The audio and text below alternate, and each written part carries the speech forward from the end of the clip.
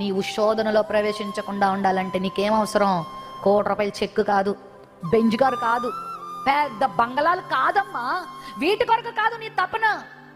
How you pray, how much you pray, how much you spend your time in the presence of God. దేవుని సన్నిధిలో ప్రార్థిస్తున్నావా? ఎందుకు ప్రార్థన చేయమని పదే పదే పదే పదే దేవుడు హెచ్చరిక చేశాడంటే, ఎడతెగక ప్రార్థన చేయమంటాడు తెస్సలోనిక పత్రికలు. ఎందుకు నాకు అనిపించింది, ఎడతెగక ప్రార్థన చేయడమా? ఎడతెగక అంటే అర్థం ఏంటి? ప్రే వితౌట్ సీజింగ్ అంటే ఆపకుండా ఏం చేస్తూనే ఉండాలి. మనం ఆపకుండా తింటానే ఉంటాం, ఆపకుండా నిద్రపోతూనే ఉంటాం, ఆపకుండా ఎన్ని పనులు చేస్తాము. ఆపకుండా ప్రార్థన కూడా నువ్వేం చేయాలి?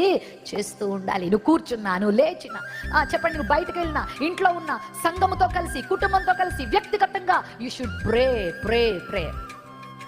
ప్రార్థన చేయమన్న చెప్పిన ప్రభువే ఎంత ప్రార్థన చేశాడు. ఆయనకు అసలు ప్రార్థించాల్సిన అవసరం ఉందా? ఆయన ఏమైనా బలహీనుడా? ఆయన ఏమైనా శక్తిహీనుడా?